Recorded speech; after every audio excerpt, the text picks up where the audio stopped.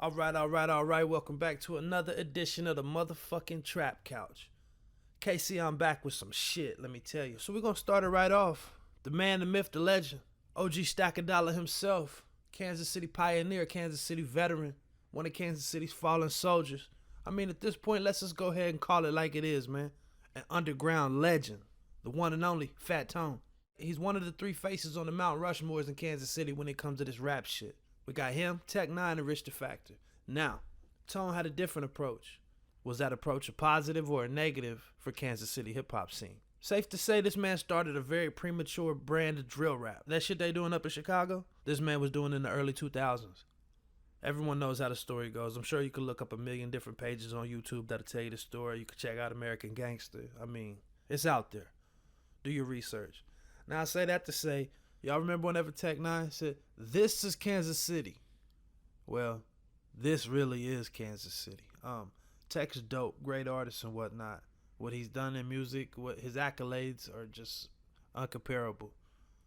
Big shout out to him. However, when we talk of Fat Tone, this is Kansas City. This is more of a reflection of the everyday life that you see in Kansas City. Now, don't get me wrong, Tech's the more articulate and creative artist, but Fat Tone's music is just more of a reflection of the Kansas City lingo, the Kansas City culture, even currently till this day. It would be lopsided to say Rich the Factor don't have the same effect. Although Rich's calm demeanor don't translate with the live wires how Tone's did. Rich is more get money, and Tone's more standing on shit, playing offense, you know. Didn't play by any rules. Rich is more cool, calm, and collective, more of a thinker, which is probably the reason for his longevity and consistency throughout all these years. He was here before Tone, and he's here after. Same with Tech N9ne. I think Tone took a little bit from each side, to be honest with you. Tech N9ne definitely showed the independent route, you know, how to really do this shit on your own, independently, with no help, no major label help, no budgets, nobody controlling the boat but you. The cosign from Tech N9ne definitely helped around that time, especially when it came to them cats from the West Coast. They knew he wouldn't cosign no bullshit, and Tone's talent spoke for itself. I think Rich the Factor's success just opened Tone's eyes up to let it know it could be possible. Kansas City wasn't known for hip-hop and artists getting on like that. So when he seen Tech do it and Rich do it, he probably just realized like, damn, I could definitely make this shit happen. Not to mention, his talent was undeniable. Now, it's safe to say them three Kansas City Kings we was just talking about definitely built plenty of bridges to help the Kansas City music scene. But them bridges that took Tech N9ne and Rich the Factor years to build, Tone tore down. All it took was a couple bad choices and a few fucked up allegations. Soon after came a divide, and I guess that's what we're here to speak on today.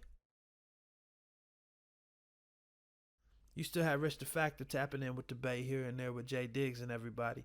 Tech N9ne was still running his circus, but don't get it fucked up, it still affected him money-wise. He wasn't able to tour out there or nothing for a little bit. Not to mention Tech was savvy enough to get the politics right. Luckily, Rich the Factor was able to build strong ties with Bay Area rappers within the area to keep himself out of the mix, such as Messy Marv, Jay Diggs, and a few other cats. Keep in mind, he built all these relationships before Fat Tone was even established. So here we are, Kansas City hip-hop scene after Fat Tone. Tech N9ne's worldwide with it. Rich the Factor has a strong hold on the city, and there's a line of local starving artists ready to fill that void. Still being heavily influenced by the Bay Area and West Coast, Kansas City was filled with out-of-towners coming in and overcharging for booking that they wouldn't get elsewhere, overcharging local artists for features, and completely taking full advantage of the hip-hop layout. And it seemed to go on that way for the next 10 to 15 years after Tone had died. Pretty sure after the Joe Blow situation, Kansas City artists started waking up. Stopped letting them outsiders take advantage and started building their own culture. Although not too many artists work hand in hand on some Atlanta shit, recognition is coming. Diversity is coming. The scene is growing, believe it or not. Sleazy World, being the first artist to really go since Tech N9ne's major success in 2008, things are looking up. Kansas City is hotter than ever. And with that being said, fuck the unity. We just need some hit records. So get in that comment box, man. Let me know what y'all think. Let me know what y'all want to see next. Let me know if Fat Tone affected the music scene in Kansas City for a positive or negative. Like, subscribe, hit that bell icon and stay notified when we drop that new shit. As always, we'll be back.